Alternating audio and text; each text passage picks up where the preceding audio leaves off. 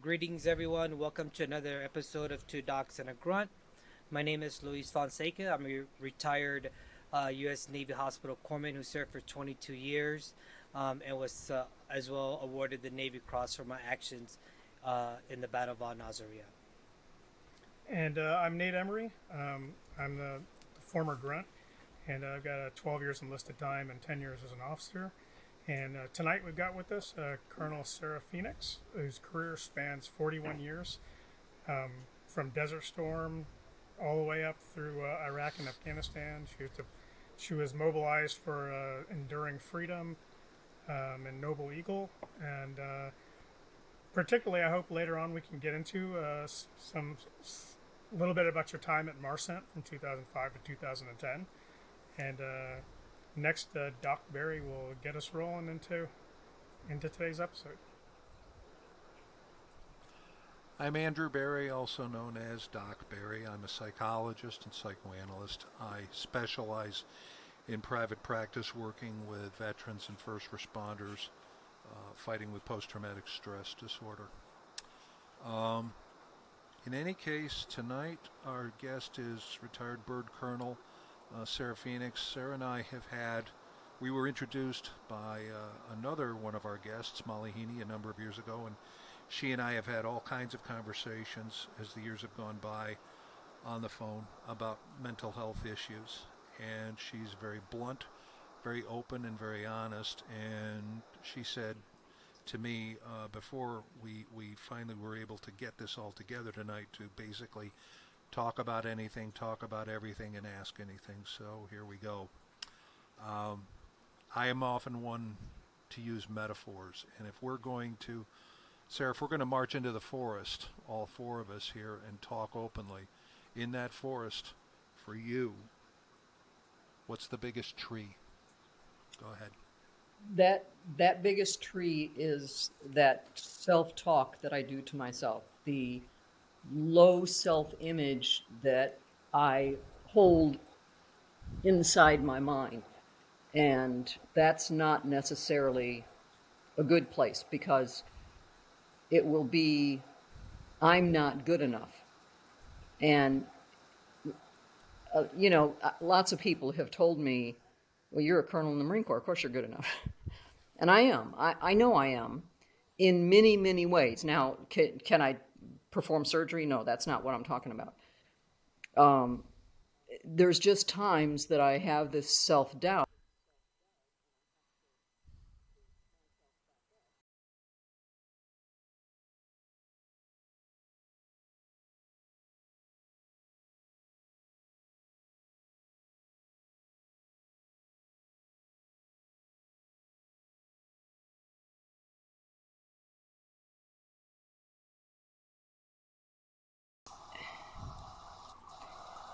It's just a self-image, and it's not reality. So much of what we deal with when we're dealing with PTSD is not reality. And even though we know that, that doesn't mean we can just walk out of it and go, this is not reality, I got to get back to reality. I mean, you could say that, and it's a real nice concept, but it's not so easy to do. You can't just walk back into reality. Yeah, we've talked in the other webisodes before with people about how it's not like people will say, well, why don't vets just think about something else? And it's like they don't understand that you don't get to choose what seeps into your mind and when it comes back to you. Yeah. Oh, yeah. It's kind of as well like, because I have those self-negative thoughts too, but it's also like with my drinking. People are like, well, then just stop drinking. No, shit, really? I wish it was that simple. Like, I haven't thought of that. Oh, what a concept. Just stop being depressed. Oh, no, really? Okay. But it's so just so reassuring that I was saying as me, I look at a colonel and I'm like, wow, they have a lifetime of achievements. It's not like a spot award where you get it awarded for just one day of an action, or let's say end a tour award. You did a great job for 2 or 3 years at that command, and you get an end of tour award. You make it to the rank of colonel. You've gone through so many milestones in my mind that should fortify the fact that you're a strong, capable Marine, especially at the rank of a colonel, and to lead Marines and sailors on any platform. But to hear from someone that I personally would look at it and admire right away because of rank, let's be honest, right? And then hearing your accomplishments, to hear that I get those self doubt talks, I get those negative images, and they can take me down a deep hole. It's refreshing for me to hear that. Yeah, it's humbling, right? Yeah, 'Cause it reminds you that all these problems that I've got down at whatever level I'm at, that we're not the only ones experiencing it. If the colonel's experiencing it too, that shows you how, we're all affected. And for you to be able to talk about it to anybody who wants to listen is great. And hopefully that'll open up more people to talking, because I'm sure there are a lot more Marine officers out there, lieutenant colonels and above, who are affected, but are feeling that weight of, well, I can't say anything. I'm like, how do you lose 24 Marines, in one deployment, and continue to live on and act like nothing's affected you at all? I'm more concerned about that. So it's great that you're opening up. Well, in my case, I was raised very strict Southern Baptist. And when I got to be a teenager, I was like, there's some things wrong here. This contradicts with other things I've learned.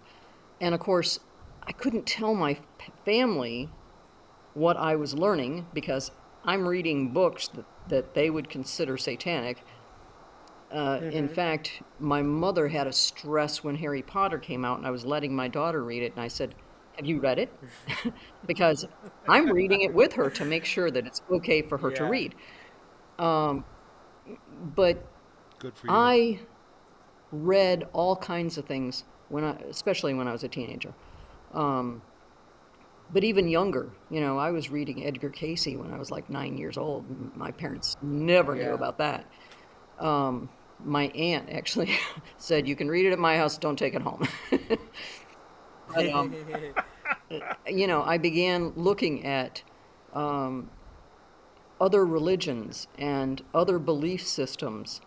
And so when I talk about spirituality, I'm not talking about religion the way we were all raised on it. I'm talking about Yeah. how you personally relate with the universe, and not how anybody else does, because how you relate to the universe is perhaps very similar to me, but certainly not identical. And and True. so it's difficult, because the things that we do in the military, especially coming from the kind of mostly Judeo-Christian background that Americans come from, we do things that are contradictory to what we were taught. And then we come home and go, how do we deal with that? People are going to know. Well, nobody knows. Nobody knows how many people you killed. Nobody knows how many people you saved. Nobody knows, what terrible thing you might have done in the heat of a battle. Nobody has to know that. Your buddies that were there with you, they know, and you can talk to them about it. But you don't have to talk to your parents about what you did. When I came True. home from Desert Storm, which really wasn't there wasn't really any big fighting there, my family wanted to know what happened, and I didn't talk to them about it, and they were upset. I'm like, you guys don't understand. I can't tell you things that you don't understand. How do I do it? And so now, when I went to Iraq and Afghanistan, which was so much worse, for a number of reasons, they fortunately didn't ask. So, and there's a little bit of a communications difference too. In Desert Storm, there was a lot of mailing letters. In Iraq and Afghanistan, we Right. could email people Yeah. and even call sometimes, more often than we could in Desert Storm. Hmm. True. Now, You in know, deserts, go ahead, Nate. oh, and so in Desert Storm, were you with 8th Tank Battalion? Initially, I was. I Okay. had just gotten off active duty and was in the reserves for a year. They mobilized us, and then we got to Camp Lejeune, and they said, "Oh, by the way, you're a girl, and you can't go with them." Oh, So okay. they put me in um, Second Comm Company, which is also, by the way, on the list for the Marine Corps order that says women can't be in these units, which I said something about it Right. because I was just, that much of a belligerent captain. And I said, by the way, I'm waving my arm and saying, hey, that's the same. This major that I was going to be working for, he said, don't say anything. Let's just get over there, get the job done, and then we're going to fight this when we come back. And I'm like, okay. And we did. And that's when they said, oh, you know what? What difference does it make if women are in the unit? Because there's no front lines like World War II.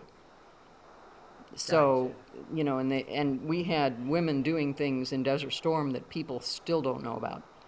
And, the general said, no, I want that woman because she's the best, SIGINT that I've got. I want her with me, right here next to me. I don't care. I don't care if she's a female. And, Yep. and so they, things happened because they needed to happen. Um, and now, it's not a, it's not a sexist thing. It's not a gender thing. It's that women wanted to serve, wanted to do their part, and do as good a job as possible, and do as much as they could. And now they're being able to do that. Yeah. We, There's an Yeah. old, I think it's just all about allowing whatever gender, whatever race you are, the same opportunity to succeed as everyone else. right. And I'm so glad that you mentioned that about Desert Storm. That you know we didn't we don't know the role that women played in Desert Storm, because I've often have told people that when the whole should women be in combat units when it comes up, I always tell people out of my 22-year career, I can say I've served with just about every Marine unit that there is, whether it was an infantry unit, a support unit, or an air wing unit, is what I mean. Um, I have been in more firefights and in more battles with an MLG running convoys every day than I ever was with grunts. Yep. Marine MLG. Logistics Group. So they're the support uh, regiment, or and Sarah, please correct me if my lingo is wrong, but they're basically the big Marine Corps support and logistics unit for an infantry battalion, regiment, whatever it is. They're the ones bringing in water, more bullets, more bread, more uniforms, whatever it They, is. they, they bring your So mail in, they go and mm, get vehicles and move you from one place to another yeah, instead of you having to hike. They do all kinds of stuff. yeah, yeah, pre 9/11, it was the Force Service Support Group. yeah, FSSG. Yep. Now it's Force of Support Group. But yeah, it's amazing. Like we had these conversations in 2022, and Sarah, you could attest that back in the late 80s, early 90s in Desert Storm, women were right there alongside men, pulling the trigger. And I can attest, and I think Nate can as well, and so can you, Sarah, as well, in Afghanistan and in Iraq. There's no front lines anymore. There's no load your muskets, take a knee, aim, and fire, right? The picket lines are Yeah. gone. Yeah. Yeah, yeah, Well, I'll tell a funny story. Molly probably can tell the story better than I can because she has a different perspective. She was a lance corporal and she was an expert shot. yeah. And I had the comm center, so I had all kinds of classified equipment. I had all kinds of classified documents, and I had to destroy that stuff if anybody came in. And they were coming across the border. They came and took Kafji. Kafji. And so they yelled at us and said, "Oh, everybody get ready. You got to man the barricades and all that." And they had a berm all the way around Kabrit where we were. And we're manning this berm. And I'm going around checking on my guys. And I get to the machine gun place, and they said, "We don't have any ammunition." I said, "Okay, no problem." I call back to the supply captain. And this Kabrit was almost all run by women captains. It was really bizarre. But I call her and I said, "Hey, ammunition for the machine gun. We don't have any." "What do you mean you don't have any?" "We gave it to the infantry." I said, "Well, where's the infantry? They're supposed to be between us and the border." But they had just been moved south of us. And I'm like, "Oh, this is convenient. This is really convenient." I said, "So we're going to play the old exercise we do at Camp Lejeune where we throw pine cones instead of hand grenades, right?" And to pretend that we're throwing hand grenades. And they said, "I guess that's what we're doing." And I'm like, "Okay." Well, fortunately, I also had because there was comm center, a whole bunch of women were there. A lot of guys too. And I had 2 male lieutenants and a smattering of, enlisted of one gender or another. And this lieutenant colonel calls me back to the COC and he says, "I need you to get on that truck with 20 women and go to Al Jabal." I said, "First of all, I don't have 20 women. You got a roster?" And the guy says, "No." I said, "Did you not read?" I can't even remember the name of the case now. But they had just, a guy had just died in 29 Palms from dehydration because he got left behind. Oh yeah, that Lance Yeah, and Corporal. everybody in the Marine Corps, all the officers had to read that investigation and sign Yeah. saying they understood that if they ever did that, they were done.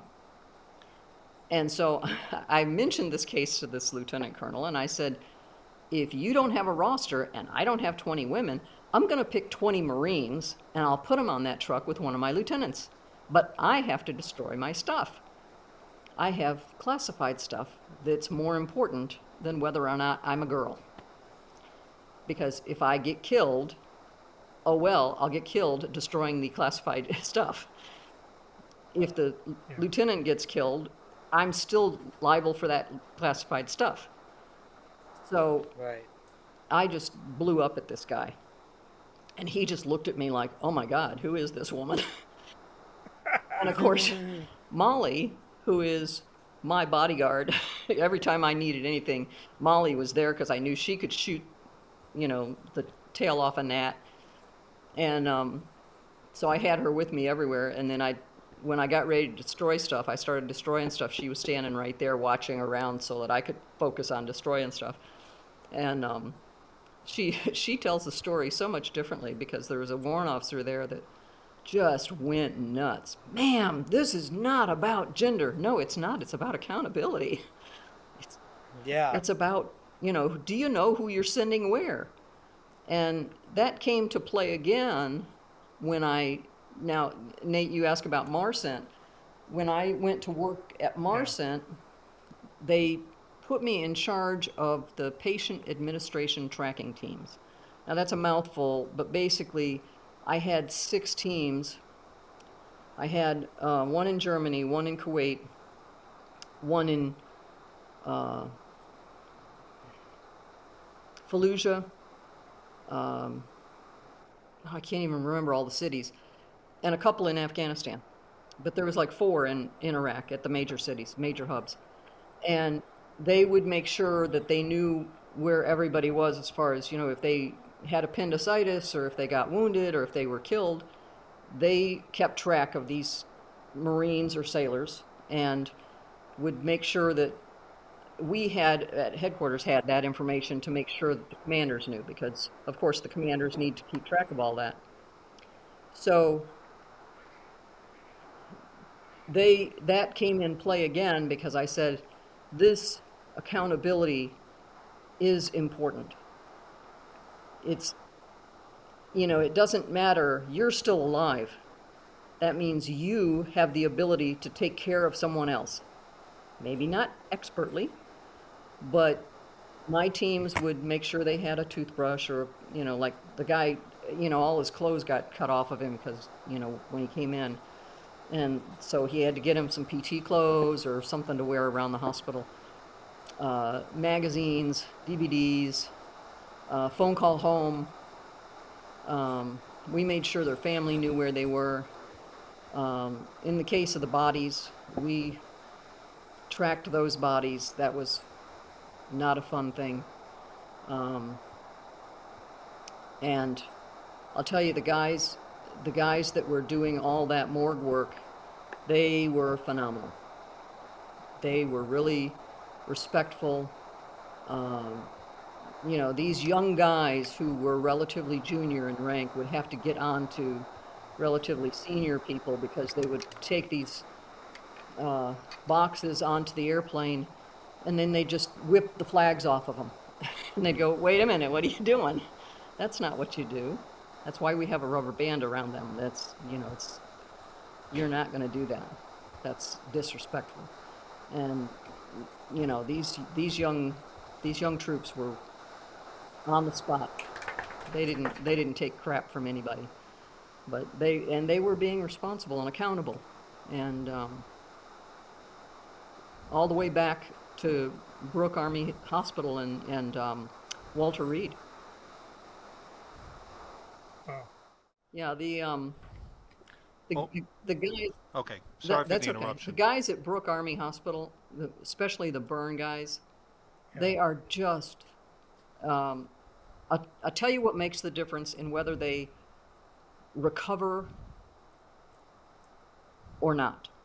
And when I say recover, I mean recover well. Yeah. The big difference is their attitude. If they can keep a positive attitude, if they've got a good support system, they'll be fine. The these guys, they're so funny. They get literally there is catalogs of T-shirts you can get, and the one guy, he was a burn victim, and he had his left arm was amputated right about the elbow or just below it, and his face was burned. And he had a T-shirt that said, "Your girlfriend's in love with me for my looks." And I thought, that's too funny. And there was one guy who had lost his ears. They had been burned off. And I asked him one day, I said, well, now, what's your next surgery? Because, they go through a series of these surgeries. And I asked him about what his next surgery was and was he going to get his ears done? And he said, no. They have these ears now that are magnetic, and they just, they put a plate in your head and they just magnetize them. And I'm like, okay, well, he says, because I'm just so tired of the surgeries. At the time, I didn't understand that until I had that 7 surgeries in 11 months. And then I'm like, okay, I'm done. But I said, oh yeah, I know you. You're going to go into a bar. Some guy's going to come up and order a beer, and he's going to see you. And he's going to go into the bathroom to use the bathroom. He's going to come back and you're going to have your ears switched. And he's going to think that he's drunker than he is. He says, oh yeah. He says, I'm totally going to do that. And I'm like, so they, if they keep a good attitude like that, they can laugh at themselves. They can go, hey, this is what happened. I'm still me. I can still do things. I may not be able to do them exactly the same way, but I can still do them, and Right. life goes on. That's, I think, the difference in making it and not. Because the guys who say, "Oh well, woe is me," and "Oh, I just want to dance with my mother one more time," well, that's all you got, buddy. Mm-hmm. Yeah, I think that's a big difference between the trying to get past something that you can't versus trying to work through something, and looking to the other side of it. It's the humor that really is a godsend. It's a survival mechanism, and during times of dire peril, the jokes are another way of screaming, metaphorically speaking. And I think I've mentioned this on another podcast.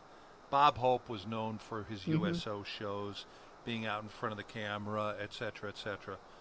There were famous, perhaps I should say infamous stories of Bob Hope visiting the amputee units at VA hospitals with guys missing arms and legs, and he'd march right down the middle of the room and yell, "Fellas, please don't get up." They loved it. Oh, They yeah. I never heard that story about him. Oh my. Yeah. Yeah. And I being the thieving bastard that I am, I have been known to use that sort of thing too. When I get to know somebody, I'll say, "My God, man, the confusion on your face, you look stumped." And I've works. stolen one of his lines too. I'm making quilts for some of my doctors, and the plastic surgeon that did the reconstruction after the breast surgery, I'm stealing one of Bob Hope's lines, and I'm going to put one block that says "Thanks for the mammaries." That's quite literally, that's the breast kind of Yeah. humor there is. Wow. Yeah, but well, he's more of an acquaintance, vice a buddy. It's not like I keep in contact with them often. But there's a corpsman that lost one of his legs in Afghanistan due to an IED, and on the other side of his leg, he has "I'm with Stumpy" and an arrow pointing to.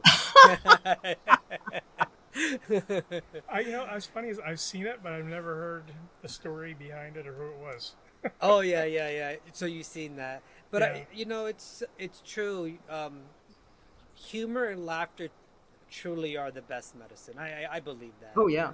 100%. I mean, and there's a reason why in the military we use dark humor to process the darkness of life, right? It's another way of Yeah. screaming, as I've Yeah, said that's Yeah. why before. so many of us like Monty Python. True. That dark humor. Yep. True. We're good with it. There was a guy who had a tattoo on his calf, and he got amputated right in the middle of his calf. And he was upset that he lost this beautiful tattoo. It was a big EGA in full color. And when he went to the prosthetic maker, they said, "Oh, no problem." And they put the rest of it on his prosthetic Prosthetic. Yeah. so that he's Oh, still yeah. got the whole tattoo. It's Wow. just, right there. So, these guys, the working with the prosthetics, do a lot of work to help these guys too. You had a tattoo, what did it look like? Yep, let's do that. Because it's Yeah, just a brush. Yeah, the tattoo artist that did probably 80% of my work, I worked with him over 10 years before he moved. We actually had that conversation once in the studio right before I was about to leave for, I don't know, Iraq or Afghanistan. I was like, "Hey Andre, if anything was to ever happen, you have all these on pictures. If I ever need a prosthetic, could you replicate it?" And first he said, "Of course," but secondly it was like, "But let's just hope that never has to ever happen." I said, Yeah. of course, but Sarah, I have a question for you. Because you're so open right now, and I didn't know you on active duty. I didn't know you while you were wearing the uniform. I think I met you once in Paris Island when we Yes. did like the 5K Molly Marine run. Yes. How were you as a leader in the military? Were you this open about your mental health struggles with your troops or with your staff, or is something that you kept? Because like I personally kept a lot of my shit hidden until something made it come to the surface, whether it was a DUI, whether it was my suicide attempt or something like that, right? Right. I held a lot of it a secret. What about yourself? I was the same way most of the time. I didn't mind laughing about jumping under the table looking for my gas mask and my pistol, but Most of the time, I kept that stuff hidden. And it wasn't until, well, actually, when I was teaching ROTC, I was teaching high school students, and I realized that depression and suicide was a big deal for teenagers. Right. And I would talk to them and say, you know what? Sometimes you get depressed. I get depressed, but you got to deal with it. And I would talk to them a little bit about it, especially if I knew an individual was having a problem. I'd call them into the office and I'd talk to them one-on-one. I could open up more to somebody one-on-one than I would to, a whole group. Yeah. My staff, my staff, in fact, one of my staff may be on the audience right now, from Afghanistan, but I would open up to my staff to some degree, and especially because we had gone through a lot of the same stuff. So, Right. when you go through the same stuff, it's easier to be able to talk to each other about it. True. If you don't, then you kind of stay silent about it. And that's not necessarily a good thing. Reworded. That's called suffering in silence. What's that? When you stay silent, that's suffering That's in true. silence. That's true. It is. Mm-hmm. And Sure. it's not good to not share it, because too many times I've shared something and somebody would go, oh yeah, I'm so glad you told me that, because that's what I'm dealing with. Doc Berry sent me his little piece of biography, and I just sat there and cried and went, I know this story so well. Not You? me. No, I mean I didn't know it. I didn't know it hit you that hard. No, I'm no, no. sorry. It's not a problem.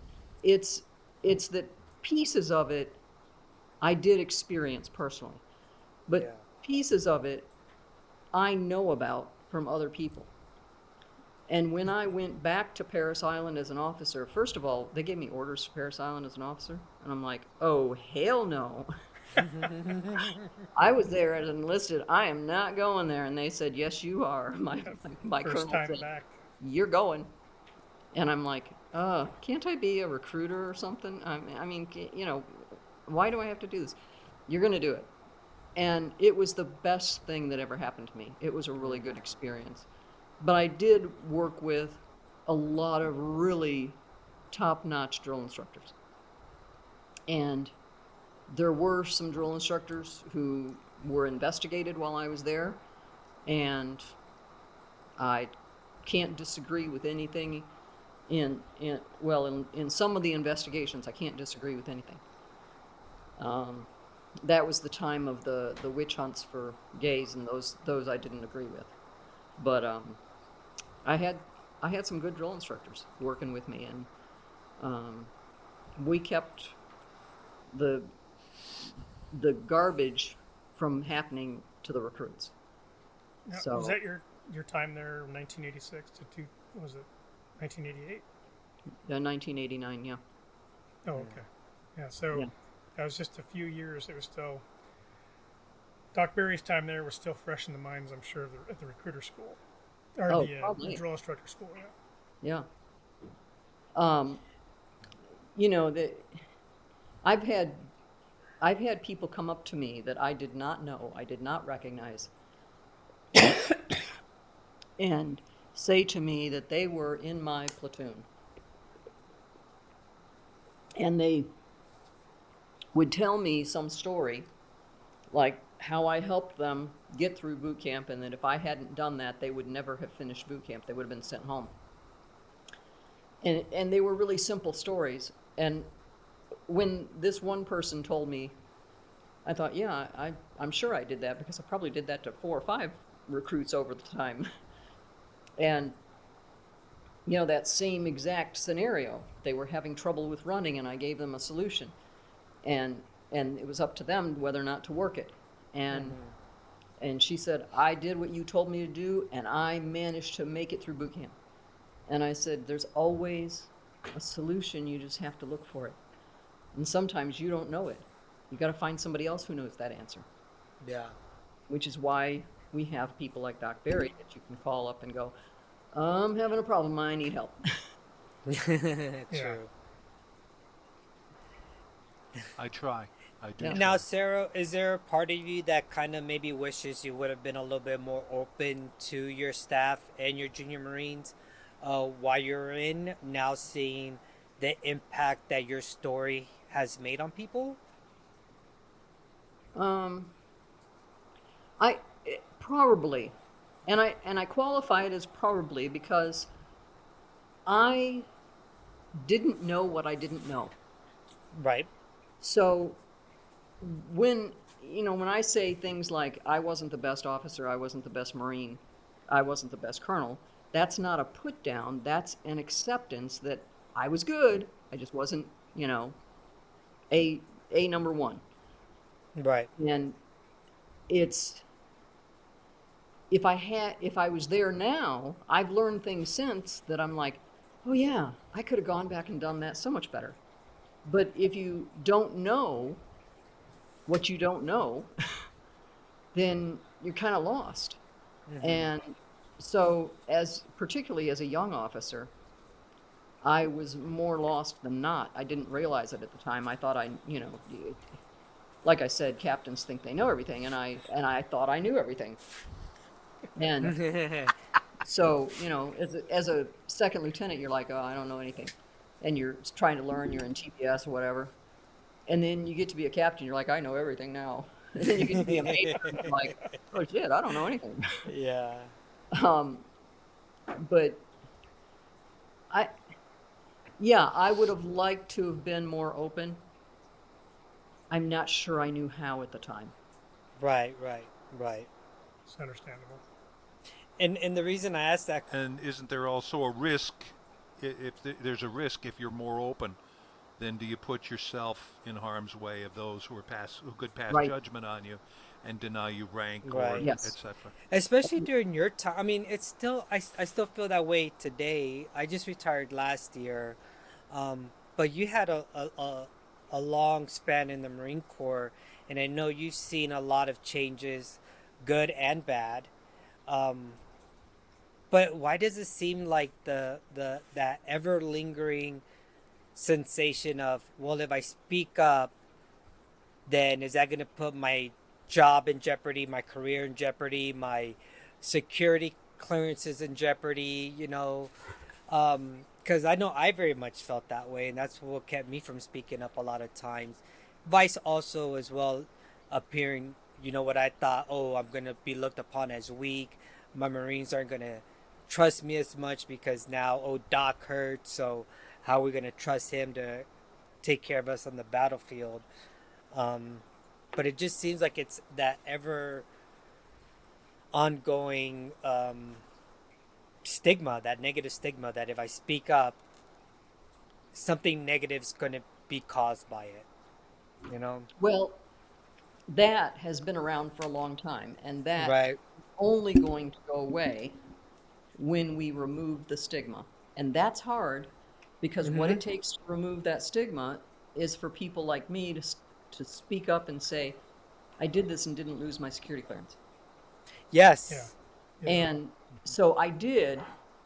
Um, I went, let me think what year it was. It was probably 2003 or so, maybe two. I went to a psychologist and on base, part of the military system. And I said, I know I need help. I don't want to lose my security clearance. I had a top secret SCI, the whole Mm-hmm. yada, yada, yada. And I didn't want to lose it. But I was willing to get help for what I thought was a big problem. And at the time, it probably was. Right. Now looking back, I'm thinking, oh, that was a crap problem compared to some of the ones I've had since. But as more people do that and say, hey, I went and got help and I didn't lose my security clearance, then more people are going to believe that, Yes. especially if it's more senior people. Right. And so I don't mind telling people that I Let did me that. just let me just throw an idea in here for you guys to ponder. The whole suffering in silence and not asking for help. That's when you dehumanize Hmm. yourself. Think about that. But also, but also, the minute you put somebody up on a pedestal, you're dehumanizing that person too. Hmm. If you want me to expand Yeah, on by that, I all will. means. Okay. Um, the minute you idolize somebody, you're making them two-dimensional because when we put somebody up on a pedestal, we think of that person as, close to perfection. And because they're human, they are not perfect. All right. Luis, you and I have had this discussion Hmm. in the past. Um, One of the greatest books I ever read about quote unquote heroism was written by Pappy Boyington. Now, here's a guy we all know, one of the original bad boys of the Hmm. Marine Corps, who received the Medal of Honor, etc., etc., a slew of other decorations, and the whole thing. He gets shot down in a prison in a Japanese prison camp for God knows how many months. Comes home, receives the Medal of Honor, gets a ticker tape parade, etc., etc. And what a lot of people don't know is if they actually read his autobiography, despite having the Medal of Honor, the highest award, he admitted he was emotionally Yeah. immature. He admitted he was a hardcore Hmm. alcoholic. He admitted smoking so much that one of his lungs had to be removed. And after he got out, medically, they discharged him after promoting him to bird colonel. He went from career to Right. career to career to career. He was married 4 times. He had a daughter who suicided. And Gregory Boyington Jr. Said, yeah, he was our father, but we never saw him. We didn't Right. know him.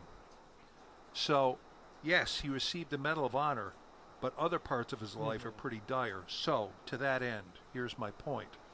The last line of Baba Black Sheep by Colonel Gregory Boyington is, show me a hero, and I'll prove he's a bum. Yeah, I've always liked that when you've told me that, um, sir, about Pappy Boynton, because as a Navy corpsman, when we go up to get our Fleet Marine Force warfare device, um, which is a personal qualification standard that you have to accomplish, it's grueling. It really is. If you're doing it right, it's grueling. It's over 300 pages of information that you have to kind of regurgitate. Marine Corps history being one of them, and no, it truly is. And Gregory Pappy Boynton is part of the history that we learn as the Black Sheep, the Flying Ace, the most kills, Medal of Honor recipient, and I never knew anything else about him besides that. And it's for me personally, when you read those Medal of Honor citations and those cross citations, you're reading 1 day or 2 days out of someone's 80-year life, 90-year life, or if they got it posthumously, right? But you don't know all those other days, or what's going on behind closed doors. And now I see what you mean about as soon as you put someone on a pedestal, you dehumanize them as well. Because, I mean, I can only speak about myself, but yeah, one of the reasons I never spoke up was because of that damn Navy Cross. It's like I couldn't tell people I was hurting because I didn't want this illusion to go away. I didn't want, and also because, like Sarah, you said, you when you say I'm not good enough or this or that, I understand what you mean. It's like, yes, I know I'm good enough, but I'm not the best corpsman that was out there. I'm not the best. It's like I got a lot of accolades afterwards, and I'm like, but I don't deserve it. I'm really not that great. I'm just a mediocre person. going trying to make it through life. So I understand what you mean about that whole, You saying, know that. You know that. But like you said, other people look at you like they look at me and go, oh, she's Colonel, got all these years. She did all these things. Uh, they look at me and go, wow, she's really terrific. How could she feel like she's not good enough? Well, mm-hmm. it's not like that. It's Yeah. it's you trying to hold on to who you are and who everybody else thinks you are. Oh, okay, yeah, yeah. But it's okay that you're not the best corpsman in the world. It's okay that I'm not the best colonel in the Marine Corps. I I have to accept that. And all I can do is be better today and better tomorrow than I am today. And as long as I can keep Absolutely. doing that day to day, then everything's going to be great. I love that. Once in a Love it while, so much. there's Can going I to be a jump in here? day there's going to be a day that's just crap, and that's when I call Molly or Sue or somebody and say, life sucks. Help me out here. Tell me a joke. Tell me something funny. Mm-hmm. You know, and often Sue will give me a link for some comedian. Yeah. Uh, Randy Rainbow singing a stupid song or something. Right. Let me just jump in here if I may. We're kind of circling back to what we opened up with, and that is the topic of accomplishments, right? For Sarah, it's having the birds on her shoulders. For Luis, it's the Navy Cross. For Nate, being a Mustang, surviving 2 wars, and working in the Pentagon. Holy cow. Well, all right, I'll tell a story now. I don't usually tell stories. This time I will. I fought with depression. First of all, until I was 27, I thought I was dumb. All right.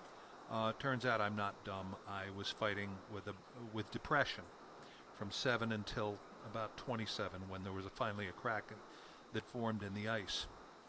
And as far as being this so-called accomplished scholar, okay, for everybody who wants to, who's here, and for all time, I basically, something happened when I was 7, and nothing was done about it, and I didn't think anybody cared when I was a 7-year-old kid. So essentially, I just went in the toilet, and school became something that I hated, day after day, week after week, month after month, and year after year. I barely scraped through. I was fucking miserable. Okay? This culminated with barely scraping through high school. All right, I thought I was dumb. Turns out I was just depressed, emotionally immature, pissed beyond pissed, and I just wanted to get out. I didn't go to my graduation ceremony, send the diploma to me in the mail, etc., etc. Then I didn't have the best tour. We all know about that. So I go to a community college, right? Because, gee, Andrew, you're so smart. You should be in school. Oh, okay, stupid reason to go to school. You go to school because you want to. So I go in. I flunk out. I had to learn how to learn. I had to undo year after year of bad Right. habits. I had to teach myself how to learn. And I had to do all this. There's a point to this, and I'm getting to it. So I started, finally, fight my way back in. I'm crawling through my own blood all the way through my undergrad years to the end of the bachelor's degree, and I thought, what the hell am I going to do now? Well, guess what? I found my way through the back door into a place you may have heard of called Harvard University, and I did it through what's known as the Extension School, which has been around since 1910. It's continuing education, and graduates of Extension have gone on to the law school, the medical school, the school of government. It's a real degree. And so, my grades went from being El Succo as an undergrad to getting A's and A minuses and 2 or 3 B's. And I graduated from dear old Harvard with a 3.65. I got an A on the thesis. I got letters of recommendation from the dean of the Graduate School of Arts and Sciences, and so on and so forth. Now, here's my point. Almost flunked out of high school in 1982, and I'm getting closer and closer and closer to graduating from Harvard in 1992. And so here, my friends, my brothers, my sisters, here's what was building up in my mind. I was thinking to myself, finally, the minute I graduate and I have that master's degree in my hand, let me go Baptist on you for just a second, Sarah. The sins, no, I'm serious. The sins will be washed away. Can I get an amen here? So, I'm like, and the Flight of the Valkyries is playing in the background for musical accompaniment, da, da, da, da, da, da, as I get in closer and closer to the day of graduating. So I get this piece of paper in the mail in a crimson tube. Gee, what a thought. It's written in Latin just like it has been since 1636. I finally have this piece of paper in my hand, and I look at it and I'm like, shit. The shitty self-esteem didn't go anywhere. It didn't fucking go anywhere. So, what did I do? Did I learn anything from this? Oh, hell no. I thought, okay, when I finally finish my PhD, finally, I'll get that piece of paper in my hand. Again, these are all external validators. External, not inside me, pieces of paper, or for you guys, rank, decorations, etc. Cosmetic plastic surgery. I finally get... I'll stay... Oh, yes, utterly titillating. Bump. Anyhow. And I thought, finally, and I get the envelope from my PhD program. I didn't even have to open it up because it said Dr. Andrew Barry, to the addressee. And I thought, that's the president's way of graduated. So I look at it and I open it up. There's the letter. Da-da-da-da-da-da-da. And I'm like, shit. And to that, and I was laughing my ass off when I finally finished the PhD, and I'll tell you why I was laughing, because I thought to myself during all those years of fighting and struggling, what's it like to have a PhD? What's it like to be able to call yourself doctor? And I realized one day when I finally got it, I'll tell you exactly what it's like. It's like waking up one morning with somebody else's underwear on. You can't deny that it's there. You cannot deny that it's there, but it bunches up wrong. So anyway, the point of it is, and this went on for a second master's degree, and by the time I completed my second doctorate, I was like, okay, just send the thing to me in the mail. I'm going to make a sandwich and go to bed. I got a headache. But the point of this whole long-winded story is, it doesn't matter the external accomplishments. If you were in my office right now, you'd see more professional wallpaper than you could shake a stick at, right? It's the mess inside. It's the mess inside. And through going through analytic training, I was flat on my back on an analytic couch 3 times a week, all the way through 4+ years of analytic training. And my analyst and I worked for an additional 2 or 3 years after that. 7 years of sweating it out and figuring out what the hell happened. And what I came to realize is, it doesn't matter the accomplishments. It's what's going on inside. And I learned, as we have discussed in the past, a very screwy relationship with a Pollyanna mother, an emotionally impenetrable, dark, depressed, angry father, and that set all kinds of things in motion that I am well aware of today. Now, after having been through these repeated fights, I now can recognize the agony in others and reach in and pull it out. So what we're talking about here, summarily, the accomplishments have nothing whatsoever to do at all with the mess inside. And that's the hardest mess to clean up. And that's the end of my sermon for this evening. Amen. Can I get an amen here? Yeah, nobody sees nobody sees the biography of our downfalls and our worst moments, right? That's right. True. No. Yeah, it's because no one wants to speak. It's kind of like social media. No one puts up the ugly part of their life. It's always the good stuff, right? You never want to tell the ugly part of your life or what. But I think once you get to a point like with Sarah and um, as well as myself, like I just don't give a shit anymore about what people think of me. If they think that I'm weak, if they think that I'm strong, if they like me or don't like me. I mean, you know, and we all can attest to this in our life, whether we're at the top of our game or at the very bottom. There's always going to be someone to kick us, right? There's always going to be someone that's going to hate on us, that's going to, whatever you want to call it, throw shade, whatever. There's always going to be haters regardless. So I've learned to just blank them out and go on my course and on my path and continue forward. Absolutely. I think that what's important is not so much the garbage that you're trying to deal with yourself. It's how you can make other people feel. Can you leave somebody else feeling better than when they got in your face? Yeah. Yep. And except for those people who are, like you said, throwing shade, haters, those people I just try to ignore and try to limit their exposure to me. Yep. But other people, if they're hurt, and I try and do something to boost them a little, even if I'm not feeling absolutely my best. Well, here's very to expand on that a little bit. I call in my own life, I call them the detractors, the people who told me I would never amount to anything, that I had no business being in psychology, and the other folks that I've told you about in private, etc., etc. Now, numerically, let's look at those detractors. I don't know what the number of them is, but guess what, folks? I'm going to be 60 next year. Most of the detractors are dead.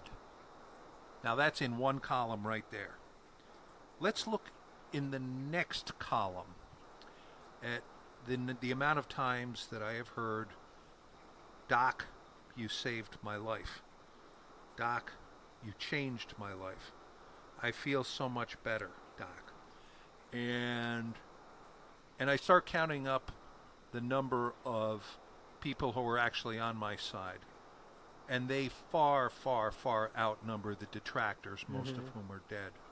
And when I realized that, that was the moment that I knew I had to make a conscious choice. When the shitty days hit me too.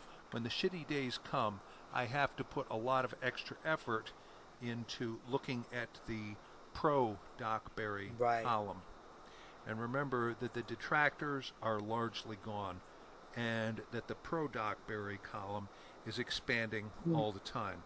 And one of the many reasons, but the chief reasons are because of people like you who have, two of you, Nate especially, has been by my side for years, and so many others. And John Lennon was right. We get by with a little help from our friends. And hopefully, Molly, speaking about this openly, will open up more people who already know her to feel like they can share a little bit more, because it's these little tiny course corrections, right, that we get from other people that can get us back where we need to be, or at least get us away from that dark place or the bad road we were on. I love, I don't know if you guys know the name John Kevin Hines by any chance? No. So John Kevin Hines, he is a motivational, inspirational speaker as well. He's been doing it since about 1999 or 2000. And he is known as one of I think it's like called the 22 Club or 23 Club. Basically what that is out of all the people that have attempted suicide by jumping off the Golden Gate Bridge, he is one of less than 1% of survivors. So it's like, so Kevin Hines has gone around the world, military bases, has spoken, and one of the best things that he says is, what I've come to learn is there's 4 simple words that saved my life. He goes, and I use these 4 words regardless of where I'm at. He goes, I used them at an airport. I walked into an emergency room, used it. I walked into my parents' house and used it with my dad's. And he goes, the 4 simple words are this: I am not okay. Or, no, what he goes, I need help now. That's what it is. I need help now. And he said, and it's caused me to be put on the no-fly list because I go to TSA, but I'm in a depressive state. He's bipolar as well. He goes, so when these hit me, he goes, I've just come to know that I have to use those 4 words to save my life. And he goes, and I get nothing but positive responses. And I guess what I'm trying to say with that is, after I had my suicide attempt in 2018, I thought so many people were just going to back away from me, like, the leopard, right? Like, oh my goodness. But on the contrary, I came to find so many people, like Doc Barry said, that are on my side, that want to see me alive, that want to see me succeed, that want to see me happy, when before I used to think those negative thoughts, right? Because they were ingrained in me from such a young age.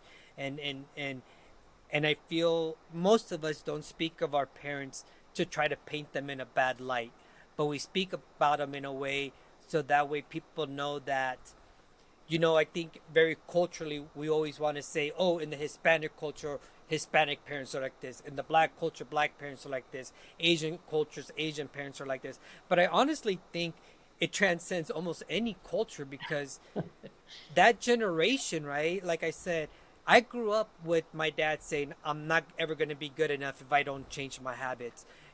You're not going to, be successful if you don't change this. You're not going to amount to this. You're not going to do this. You're not, all of this if I don't change certain ways of my life. Okay, Dad, but when did you ever sit down with me and teach me those ways? You know what I mean? Same with leadership. It's like we tell junior Marines and sailors, get your head out of your ass. Pull your shit together. You're a piece of shit. From the moment we hit boot camp, right? And you step on those yellow footprints, you're a piece of shit. You don't know how to stand up straight. Talk to me, and you're getting yelled at from day one. So when you go from a house where you're raised like that, right? Because that's unfortunately the best way your parents knew how to raise you. Not because they were necessarily wrong or necessarily the worst parents. Very true. They were just doing the best that they knew how to do. And then you go into an organization where you might try to be looking for a little bit more structure, a little bit more discipline, but their whole way of disciplining is breaking you down and then trying to say, but we're going to rebuild you better. No, you broke me down and left me shattered in pieces and then told me go hit the fleet. And now when I go to my first A school, or you guys go to MOS school or whatever, you're being told, if you don't do this right, you're a piece of shit, you're worthless, you're going to have Marines killed, pull your head out of your ass. And then you hit the fleet and you're a junior, private or lance corporal, or a junior, E1, E2 in the Navy, and you're getting all the shitty jobs, getting told to take out the trash, getting told you did this wrong, but no one pulls you in to actually teach you, right?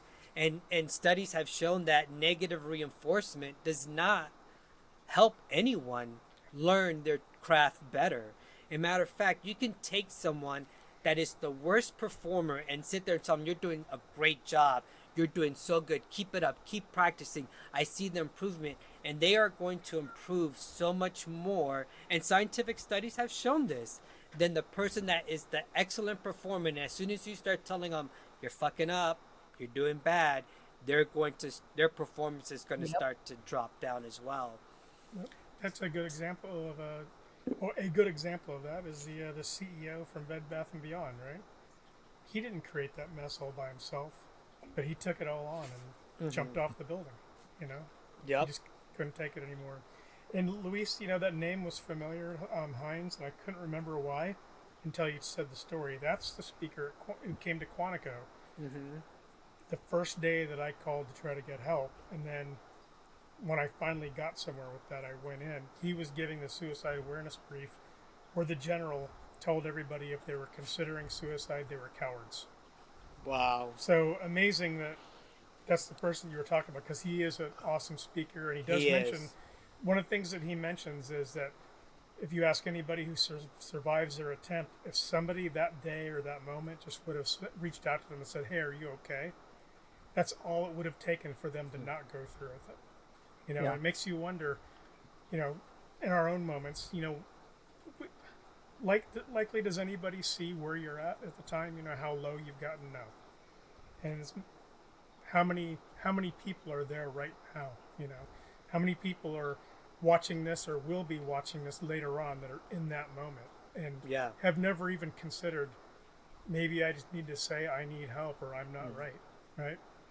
So hopefully, and I don't know if Sarah, I might have accidentally called you Molly earlier, but Sarah mentioning, talking about this openly too.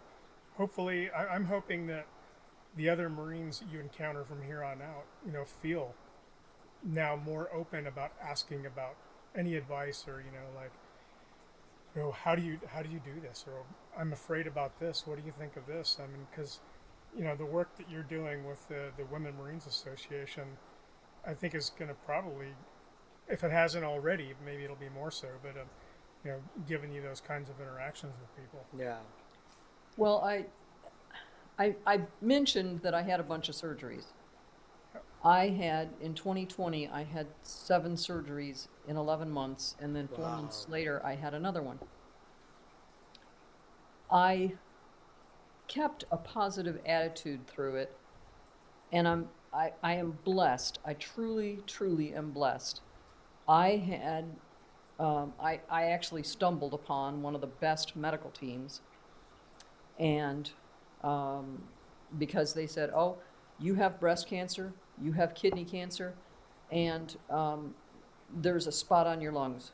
I'm like, "Well, okay, now what?"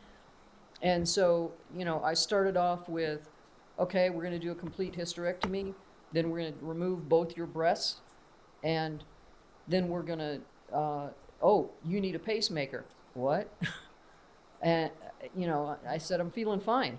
"Well, we don't understand how you got here because we figured you'd be dead walking up the stairs." And I said, No. I said, "I'm fine." No. You need to have the pacemaker today. Like at 4:00 today, we're doing surgery." I said, "No, you can't do that." Wow. And I had the reconstruction surgery.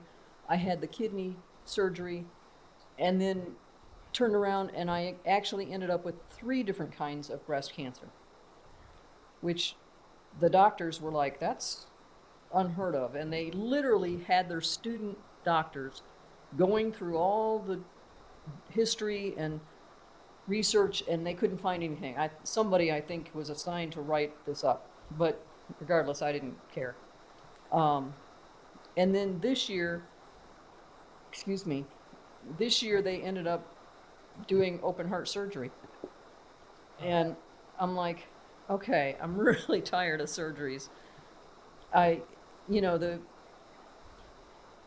the surgeries were, they did some good work. I don't deny that. I am extremely grateful, but it was because I was surrounded by people that could help keep me positive, that could keep me seeing the brighter side, seeing the fun side of things. And I said, well, you know what? When I was young, I had very small breasts. And in 5th grade, there was this guy, and I swear if I could ever find him, I'd have to thank him some special way, because here's this 5th grader. He's shorter than most of the guys, so he's already got a disadvantage. His name was Chris, and he heard the guys teasing me about being flat-chested.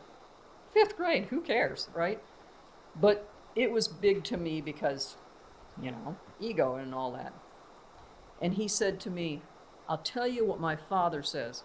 And I thought, like your father's who, what, And he said, "More than a mouthful or more than a handful is too much."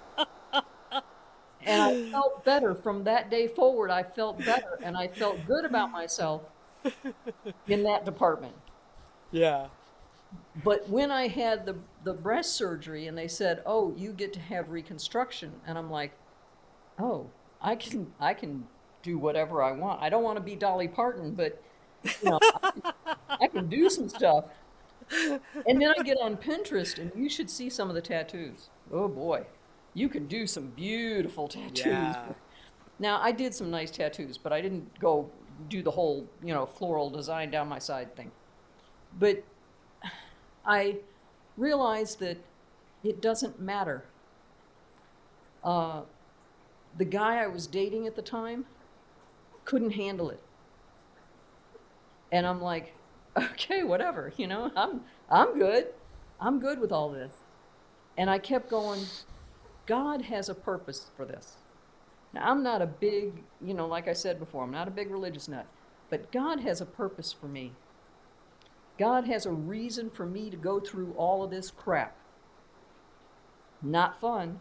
Some of it was a lot less fun than others, especially the kidney surgery. But I kept a positive attitude, and the people around me tried to keep as much of a positive attitude as they could. Sometimes they weren't as good as others, but they did pretty well. And they would keep trying to boost me. And one of the things I learned in all of that was that it's not about what I'm feeling, it's how I can make other people feel better. And so if somebody's going through hard times, whether it's surgery or a mental issue or, I got passed over at work for a promotion that I really deserved, whatever, whatever the issue is, if I can say something or do something to make them feel better, to do something positive and uplifting, then that's what I'm supposed to do.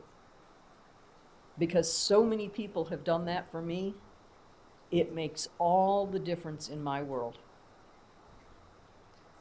Man, that's such a great perspective on life and a great mindset to have on a daily basis. I'm gonna start using that, Sarah. Yeah. I do not claim ownership to any of this. When I publish my book, I'll copyright it, but otherwise. Think of it, my friends, as a few Oh kernels of no. optimism. Now, Sarah, I do have a question. I've heard through the grapevine, because obviously we know friends, mutual friends, that you were the sixth female Mustang in the Marine Corps. Not the sixth female Mustang. I was the sixth female Mustang to make it to colonel. Oh, So I'm the wow. sixth colonel female Mustang. Gotcha. What an accomplishment, first and foremost. Now, the reason why I wanted to ask that was because, the whole gender thing has come up in our conversation. The whole keeping silence, suffering in silence has come up in our conversation. The whole rank, you being an officer has come up. Do you also feel, and I know she's in the audience listening, Molly brought this up, when she went through boot camp, it was a lot of, you're not going to go out and hit the fleet and embarrass us as women Marines. You're not going to, you better be better than the men. You need to prove this, you need to prove that. Is there some part of also you not speaking up about what you were dealing with because you were hitting some of those milestones that women haven't hit yet, right? Did you feel any pressure to conceal some of your mental health because, like I said, back in the 80s and 90s, women were just opening up so many doors for the new generation of women coming in now to be able to sit in those seats that you probably had the privilege of being the first woman to sit in. Did you feel any pressure on that end? Yeah, I did. There was some pressure to not let anybody know because then you would be looked at as a whiny little girl. You need to suck it up, the men do. Well, no, the men don't suck it up either. They, Yeah. but Um, I dealt with things a little differently. Um, I, I was a Mustang. I spent 6 years enlisted, and when I became an officer, I didn't tell people I was a Mustang. I let them find out themselves because they'd watch me do things and they'd go, "Were you enlisted before?" Well, yeah, you know, and which was great. 'Cause the only time I really had a problem, I was a platoon commander and I had a new NCOIC checking in, and this gunnery sergeant comes in and he says, "Ma'am, were you enlisted before?" As soon as he looks at me, I said, "Yes, I was." And he said, "Were you at Camp Pendleton?" "Yes, I was." And he mentions the years, and he said, "When I get done checking in, can we chat?" And I'm like, "Oh boy." He said, "Do you remember Barbara Nolan?" And I said, "Oh yeah, she was my roommate." And he said, "I dated her." And of course, when he came back and we talked about it, he remembered me being the stupid little lance corporal I was. And, in the barracks doing stupid things like we all did. And I said, "Okay." We had this conversation behind closed doors. And I said, "Okay, we had this conversation and now it will never exist." And he says, "Understood."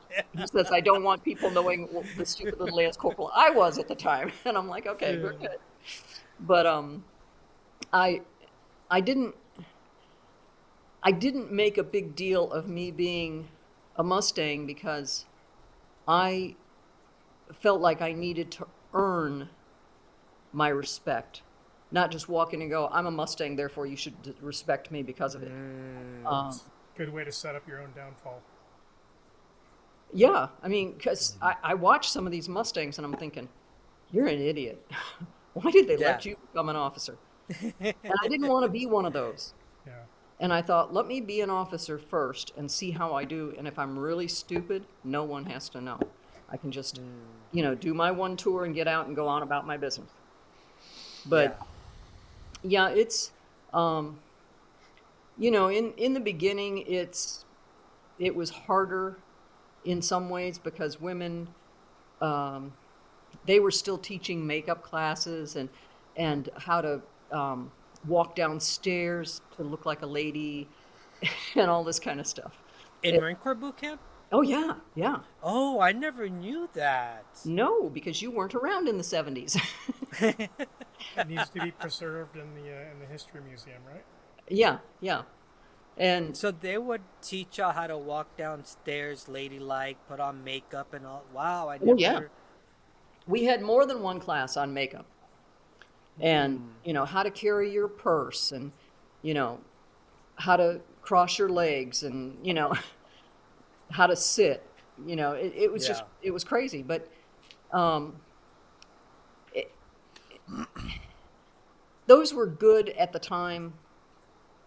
They served a purpose back in the day. And I'm glad that they've kind of normalized the training now. Gotcha. And Culture is advanced.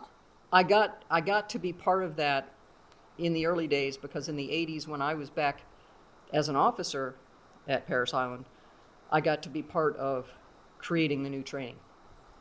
Oh, And okay. so that was kind of like coming full circle. Yeah. Now, Sarah, if I may ask you, because you had a nice long extended career in the Marine Corps, how do you view the changes, if any? If you're like, no, is this the exact same bullshit's going on since the 70s that it's going on now, or if you're like, no, actually there's been. Can you maybe talk about a little bit of either some positive changes or some bad changes that you feel have gone on in our services? Um, Or something that hasn't changed at all. Yeah, that needs changing. uh, yeah, well, I can talk to a couple of those. Um, the Some of the changes have been really good, like opening up the different fields for women. I agree. Now, back in the day, when I was younger, if they had said, "You can go into the infantry," I would have been there, Johnny on the spot, and I would have done well. But by the time they started opening that up, I was, old and fat, not running PFT very well. So, and that wouldn't have been, appropriate. So, but those kinds of things have been good changes. Some of the uniform changes have been good. Getting to the same camis, getting to the same, pretty much the same uniform. I watched some real stupid little antics about whether or not women should be able to wear trousers. The green alpha trousers, and that got to be funny. And I can tell all kinds of stories about uniforms, but plus, the history. I know quite a bit about the history, being the deputy historian.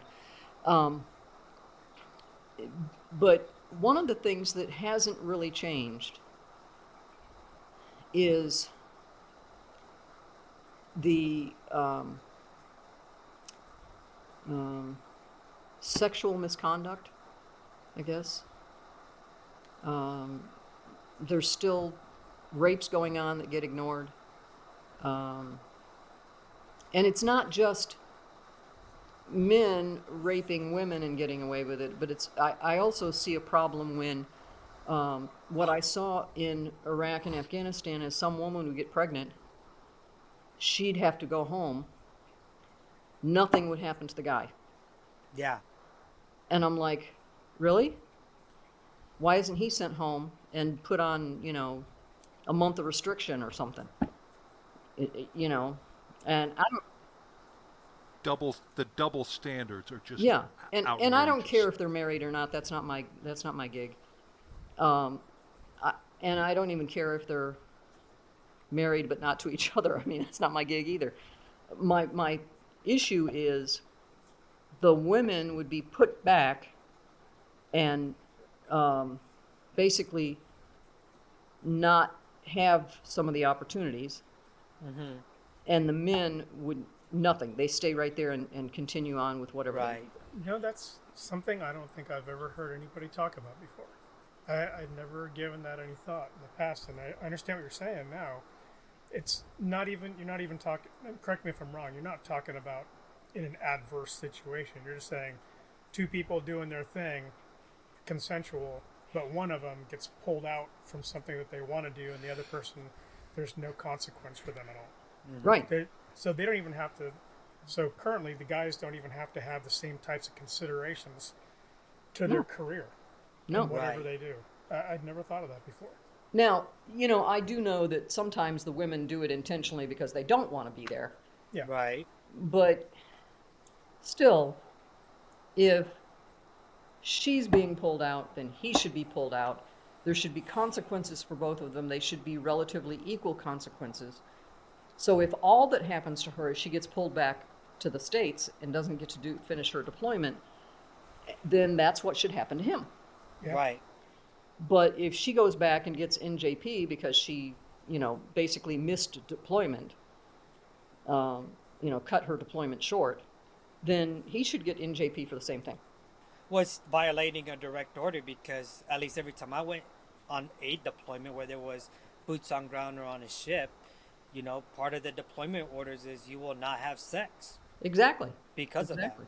of that. So you're absolutely right. I mean, the double standard, even till right now, and Navy policy and Marine Corps policy states differently, but how many, and it's mainly females, have called me up and like HM1, a lot of them still call me by rank. We need your help guiding us through this because Sailor A, who's a female, gets raped by Sailor B, who's a male, but guess who gets transferred to a new clinic or a new command? Yep. The victim. And I'm Yes. like, wait, did you guys not pull the policy out on leadership? Because that's not the way it's supposed to go. Like, Right. the victim should never be transferred, moved, or any, while the investigation is going on. And, It causes just, fear of reprisals. Yeah. exactly. And And we still have that. we still do till this day, yes. Yes. And I can go back and quote cases that I know from eons ago. It's the same. It's the same story, different names. Yeah. And, you know, guy steals the key, the master key to the barracks, and then goes in and rapes women while they're in the shower.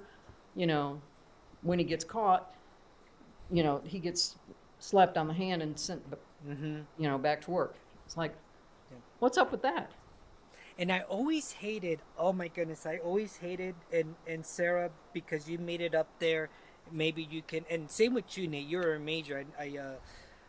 I never understood when leadership would tell a junior, and usually a female, would tell them, are you sure you want to report this? You're going to ruin that man's career. No, the victim is not going to ruin that person's career. The perpetrator ruined their own career. They're the ones that made that judgment. So why the hell is leadership trying to protect a man that's married with kids? He didn't give a fuck when he was raping that young, or she, right, didn't give a fuck when they were raping that person. So why should the victim give a fuck about their career? No, not at all. And I always hated when I would hear that. When I got told, you know, or I got discouraged because, and I would sit there like, no, that's not right. If you want to, I'll go in and fight for you. But yeah, it's true. It's something that hasn't changed in decades, and it's still going on today. And it's so sad, so sad. Yeah, it sounds like Yeah. a lack of objectivity by whoever that leader was that makes that statement to them. But it's not just one leader. It's Yeah. multiple. Multiple. In the 90s, after Desert Storm, I was on a 2-week exercise out at 29 Palms, and I was a major. I had another major who was, you know, he was drunk. He was not supposed to be going off base to begin with, but he did, and he got drunk, and he came back, and he's, you know, trying to play it off, and he's got a little flashlight, and he's looking at me, and he says, "Are you wearing a bra? Why don't you have a panty line?" And he's going on like this in front of my troops. And I'm like, you need to leave. And finally, my gunnery sergeant, a couple other of my sergeants, got up and literally drug him out of the tent Right. that we were all just sitting chatting in. Well, I reported it, and he was basically kicked out of the Marine Corps. Years later, fast forward, 2004 or 5, I'm in the hallway of 2MEF at Camp Lejeune. Some guy walks up and he says, "Hey, Sarah, I want to introduce you to this guy." Now I'm a lieutenant colonel now. And he introduces me to this guy and he says, "Oh, I know who you are. You're the one that ruined Rocky Chris's career." And I'm like, I didn't ruin anybody's career. He did that all on his own. Yeah. And people don't get that. And I'm like, he needs an attitude adjustment, and so do you. Don't ever talk to me again. Yep. So, you know, it goes on. I mean, that still goes on. People think that it's the victim's fault because somebody's career got ruined. Well, then don't do stupid shit. Yeah. Yeah. 100%. You know, I mean, I tell people all the time, and I should have been kicked out of the Navy years ago for all the drinking incidents I had, and I'd be a fool to, and you know, good leaders have told me, no, Fonseca, it's more than just your Navy Cross. It's who you are as a person, your work ethic, this and that. And I like to believe some of that is true, but I know that the Navy Cross kept a lot of my career intact through those times that I had to go. But one thing that everyone always would tell me was, Luis, you take accountability for what you did. Like, I never put it off on anyone. I never said, oh, the Navy or the Marine Corps sent me to combat so many times. They didn't give me the proper help. You know, drinking is part of our culture. No, it was always, yes, sir, I was a dumbass that drank and drove. And when they were like, well, who else was with you? I was like, sir, it doesn't matter. It was me behind the wheel. You know, it was me. I fucked it up. I screwed it up. You know, Because if somebody else in the car would have said something, you wouldn't have listened anyway. yeah, you know, but it's, and maybe that's a bad comparison because, you know, I personally would never rape anyone, but I mean, I think they you're right, know what Luis. they're doing in the action. It's like it's like I would tell people when the CO like the reason why I'm so accepting of my punishment is because I made this decision while I was sober to start drinking, and I know when it comes to me and drinking, how bad it gets. So that's why I said, like, even with people, like kind of rapists, like they made a conscious decision. Regardless, there's no excuse for it. So they're the ones that ruined it, man. Not anyone that had to, not had to, but not anyone that did the right thing and reported it. They're not the ones that ruined it. The victim didn't ruin it, and I'm sorry you had to experience that as well in your career, and then to be told as a lieutenant colonel that you ruined such and such person's career, like, Was that a Marine? wow. Was that a Marine that said that to you at 2MF? Oh yeah. Oh my gosh. Yeah. And and think of this. Everybody who continues to think like that or think that it's okay to think like that, how many times has that person as a leader continued to let that kind of stuff happen? Oh, yeah. And ruin so Right. many other people and other people's careers, people who could have gone on to do even bigger things than anybody could even think of. But we'll never Yeah. get to see because they allow that kind of crap to happen. And Yep. people absolving the perpetrator, who chose the crime. I mean, you may as well be an accomplice. Yeah. If you're gonna co-opt it and think that it's okay, I don't have any sympathy for people like that. Well, it also, for anyone in the audience, especially if you're in the military and you're junior personnel, I'll say it in all conscious word of advice or cautious is that also speaks to the type of leader that person is, that is trying to sway a service member from not reporting something that should, by our ethics, our values, our UCMJ should be reported. I mean, there's a reason why we talk about honor, courage, commitment, integrity. We use those in our service, but yet it seems like we only want to use those terms or have integrity at our convenience. Sometimes it can't work that way. Yeah. We sign on the dotted line because of the ideals that the military or law enforcement or the fire service, any of them, the ideals Yeah, the of what ethos. it's supposed to be about. Okay? And it's a real mind fuck in plain English when we get there and we find out, well, not all the time. And the results of that can Yeah. be devastating. This conversation kind of reminds me of that scene in the movie A Few Good Men, when after the court martial gets done, right? And I think he's the sergeant and then a lance corporal or corporal and a lance corporal, and it's the two defendants. It's a black marine and a white marine, and the white marine turns over and says, "But I don't understand. We didn't do anything wrong. We were just following orders." And like I said, he was either a colonel or sergeant, portraying a colonel or sergeant. Looks at him and he goes, "No, we did do something wrong. We're here to protect people like him that can't protect themselves, and we didn't do that." And this is what that conversation is about. When we sign our name on that dotted line, we sign that we are here to protect each other and the citizens of the United States, And it's sad that even within our own organization, we don't always protect the ones that need the most protecting. And yet we sometimes throw them to the wolves and let them get eaten up alive.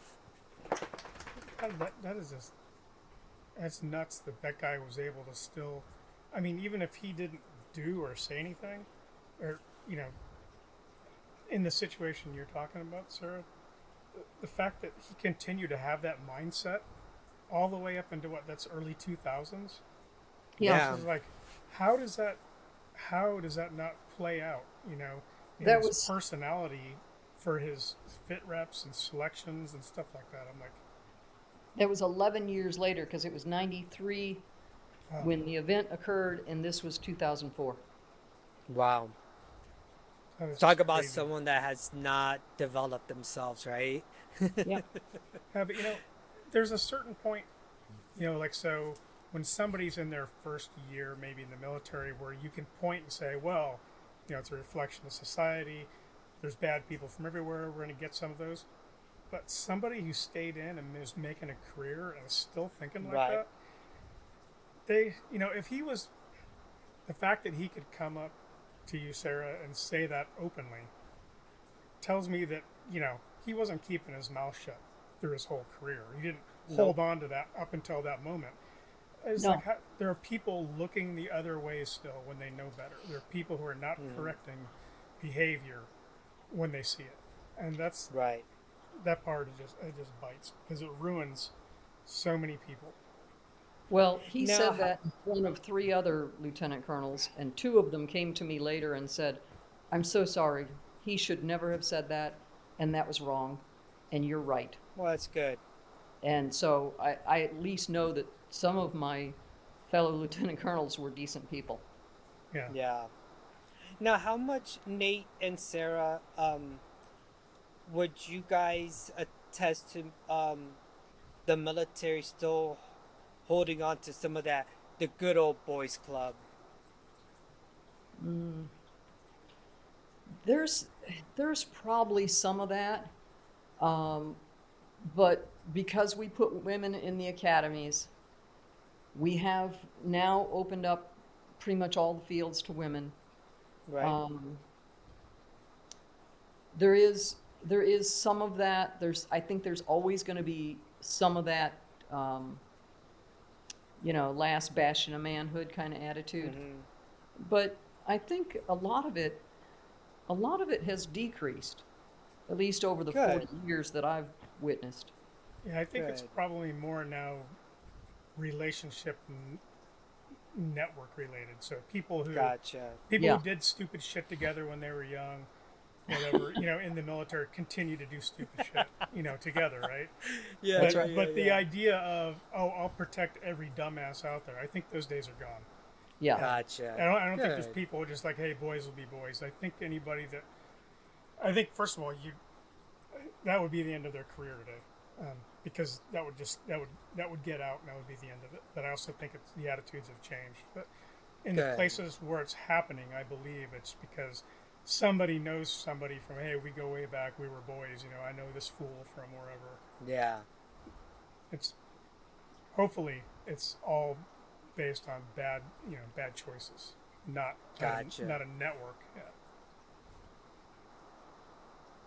What I hear in it also, for what it's worth, well, we've always done it this way, the whole good old boy network. Fear of Mm-hmm. change. A deep Yeah. rooted fear of change. Oh yeah, yeah, I believe that.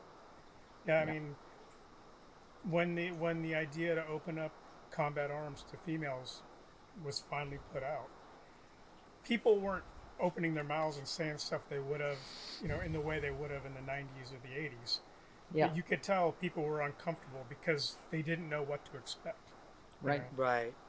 But they were also afraid that they would say the wrong thing and not communicate something the way they intended to. But I think everybody's now seeing it play out, and a lot of that stuff is going away. But there's still fear of change. The idea of getting rid of all the tanks in the Marine Corps, that's another thing. There's people that are afraid of that. And I was upset when they got rid of my MOS. I was like, what? No more O351s. Who's going to kill the tanks? Yeah. So There's not going to be any tanks. Well, there is for the other guy. yeah. Right. Yeah. Tanks a lot. Right. Um, So can you Well, can you see who's in the audience? Okay. yeah. Molly's here. Okay. Jack Pike is here.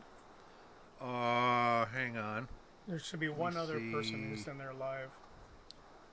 Because there's 7 of Yeah. us total and 4 of us. If anybody wants to throw your names on here, because we have somebody who is spouting off in seeming perpetuity by the name of that's Hi Molly. Everyone. I think that's Molly. So, Yeah. How nice. She wishes everyone was high. That's very nice of her. Okay. I live in How long- California, so. Well, before we leave, I'll tell you how I ended up in the Marine Corps. Oh, yes. Oh yeah. Why not ask that? I was about 8 years old and I came home. You got to understand, my dad is like 5'11", just a very angry man. And I came home and told him I wanted to join the Marine Corps. Now, think about an 8-year-old, okay?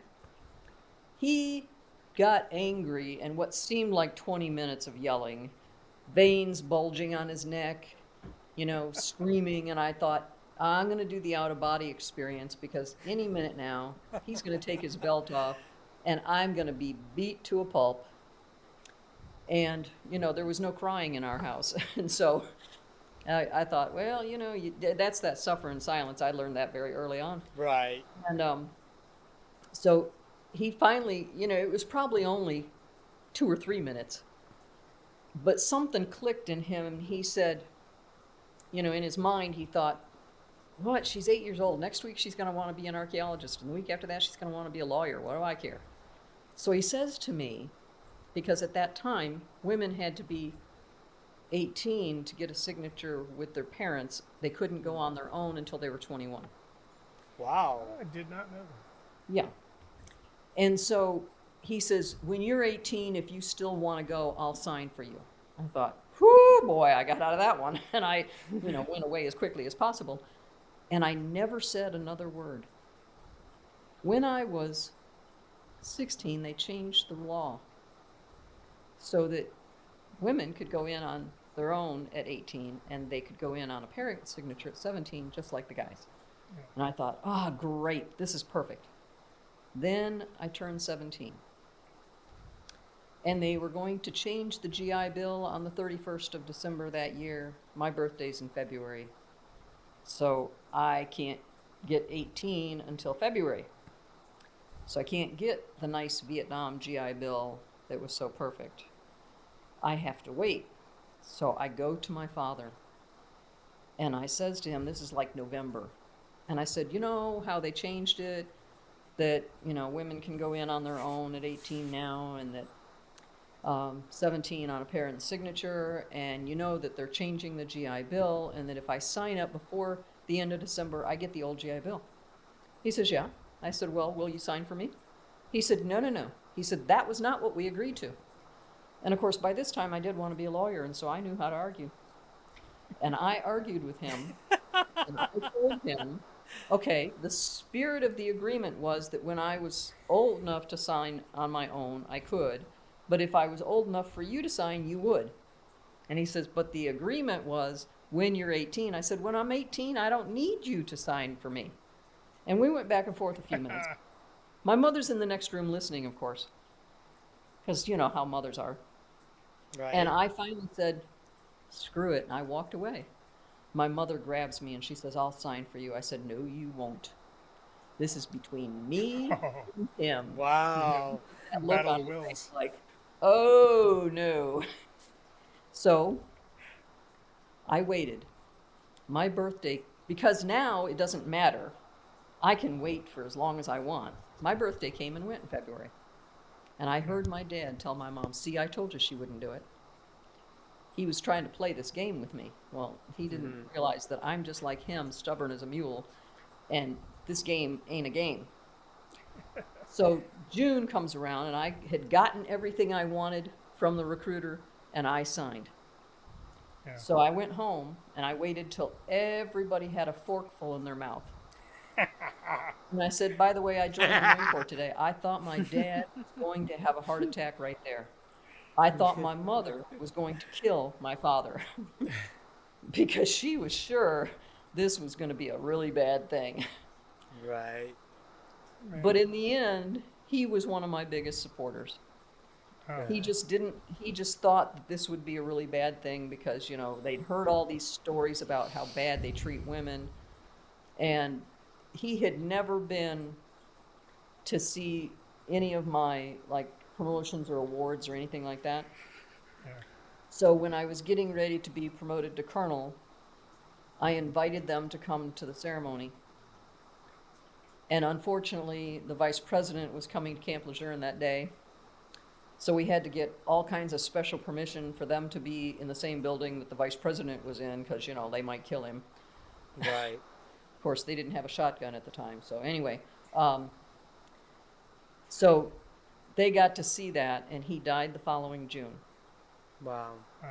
But that was, you know, he was really proud that his daughter was a Marine, because even when I went to work at Xerox, he would, and I'd come to visit at his work, he would not introduce me as, oh, here's my daughter, the manager from Xerox. No, he'd say, oh, here's my daughter, the Marine. Awesome. Nice. So, yeah, he was, So his initial apprehension, he was protecting his baby girl. yeah, Yeah. you know, because it was, you know, he was screaming about no daughter of mine's going to join any armed service, especially the Marine Corps, you know, and on and on and on. And if I joined the Navy, he probably would have been okay with that, because most of his family had joined the Navy, but that's not what I wanted. Yeah. Was he in the military? before? No, No. no, because he was number 15 out of 18 kids, Oh wow. Oh, wow. and they already had, I think, 4 brothers in the Navy. No, let me think. I think he had 3 older brothers in the Navy. He had 2 younger brothers that joined the Navy and Coast Guard later. Okay. But he tried to join, and they wouldn't let him, because Wow. the guy who was in charge of the draft board in town was in love with his mother. He was a widower, and she was a widow, and he really made sure that her children were protected. And Yeah. his son was my father's best friend, and they both Wow. ran off to like 3 counties away and tried to join, and that county called back to their county, and they didn't make it. Yeah, But they I forgot, tried. Yeah, I forgot how much power the draft boards used to have. Yeah. Yeah. Yeah. Oh, man. So, but you had it in your mind from 8 years old. You wanted to be a Marine. Yeah. And what did you? Was there an event, or what was it that made you think that at 8? That's amazing. You know, I have often looked back at that and wondered if there was some kind of event or some moment. You know, did I read a book? Did I watch a movie? Yeah. I cannot think of a thing. It just came to me that that's what I needed to be. And I'm like, okay, You're whatever. anointed. That's good for Right. everybody. Yeah. It's a calling. Yeah, for me it It's a was. calling. And, you know, I may not have fulfilled that calling perfectly, but I think I did pretty well. Yeah. Yeah, I would say so as well. Oh, yeah. Yeah. Most people, I know you were talking, about how we have self-doubt and stuff like that, and a couple times I know you said something about not making general, but I don't think the average American realizes it doesn't just bottleneck after colonel for the number of generals there are. It's like a noose. It's Oh, yeah. nearly impossible for any officer to get selected to general, and quite often it's a political choice the Yep. service has to make based Yeah. on. It absolutely is. What's involved with that Oh, for okay. those who don't know, civilians? Well, Yeah, tell us what First of all, what'd you have to do? there are certain blocks you have to check. So you have to have a company command, you have to have something at the battalion level, and then you have to have something probably at the regimental level. And certain schools and certain, like exo billets and things like that. And if you check all those things, and you're, a first-class PFTer, and you shoot well and all that, all those other little check blocks, you can put in your application. And I did put in my application once half-heartedly because people were saying, you should put it in. I'm like, I didn't check all the blocks because I didn't really want to. But then, after you've checked all those blocks, it is absolutely political. Yes, that's what I heard. And, you have to have, I obviously, at a colonel level, you get to be friends with a lot of the generals. And I was friends with some of the generals, but you need more than that. You also need to start making political relationships, and to make it at least past 1 star. You can get to 1 star without political association, but to get further than that, you need political association. And Doc Berry, there's still a board that convenes to examine, Yes. who's gonna be selected, but general officers are appointed directly by the president. Yeah. So whoever's the president at that time, I mean, if you've got a history of rubbing people the wrong, I mean, think about Chesty Pullman.